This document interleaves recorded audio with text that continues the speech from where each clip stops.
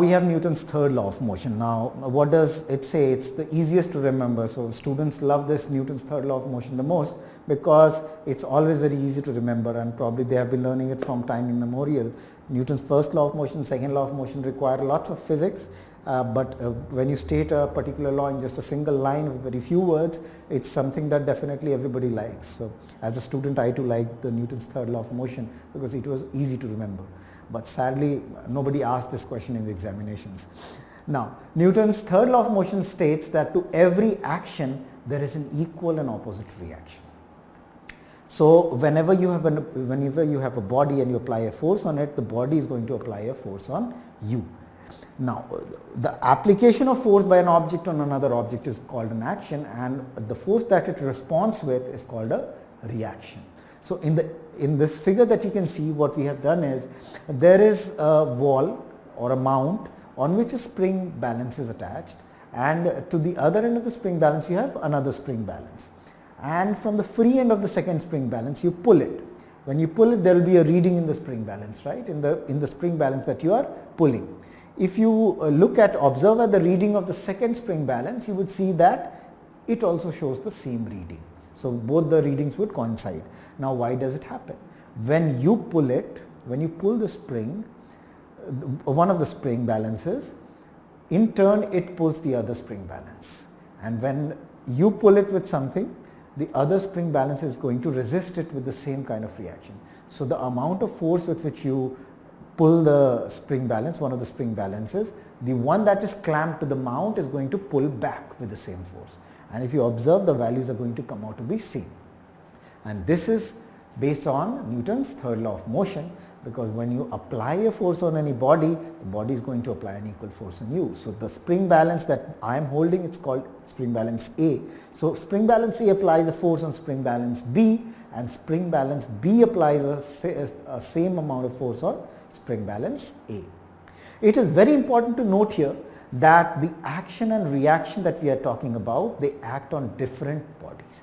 If you can see, I have marked the different within inverted commas. Now that's because you have to understand what I am trying to say. The action and reaction, they act simultaneously, but they act on different objects. Let us understand this through an example that you can see here. You have a table on which a block is kept. In the first figure, what you see is the block applies a force of N. N is the force that it applies on the table, and the table applies a force N on the block. Now on the block, you can't say that N is a downward force and it's balanced by a reaction force N, so the net force on the block is 0, because the block applies N downwards and the table applies N upwards. So on the block again there is an N force acting upwards, so the upward and the downward force of equal magnitude cancel each other's effects, and the net force is 0. That's not true. That's not the right picture. The picture, as I said, is that the action and reaction, they are equal in magnitude, but they act on different objects. So when the block applies a force of N on the table applies a force of N on the block. So when you take the block in isolation, if you take the forces acting on the block in isolation, there is no cancelling force acting downwards. There is just one contact force acting upwards because of the table. And when you take the table, the forces acting on the table in isolation, the force acting on the table would be the normal force that's applied by the block that's kept on it. Of course, there will be a weight of the table as well as the weight of the object that we have to consider, but I'm ignoring that for the time being. I'm just considering the normal contact force that's acting between them. So when you take the block, the forces acting on the block, the contact force acting downwards and upwards are not going to cancel out, because the block is going to apply a downward force for sure, but it is not going to apply it on itself. It is going to apply on the table, and the table is going to apply a force N on the block for sure, but it is not going to apply on itself. It is just going to apply on the block. So the net force on the block would be N acting upwards, and the net force on the table would be a force N acting downwards. This is the contact force that we are talking about. There will be an additional gravitational force or weight of the body that we are not explaining here. So this is what the concept of third law of motion is. The most important thing that you need to take care in mind is that the action and reaction, they act on different objects.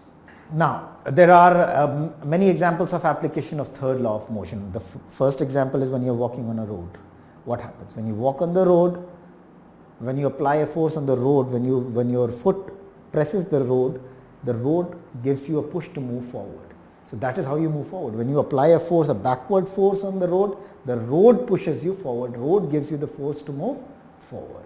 When you are recoiling a gun, when you shoot from a gun, the recoil that the gun experiences is an example of third law of motion. So the force with which the bullet moves is going to be the force with which the gun is going to recoil. And rocket propulsion. Rockets, when they throw a lot of exhaust when they are getting launched, and as a result of that exhaust coming out, the rockets get propelled.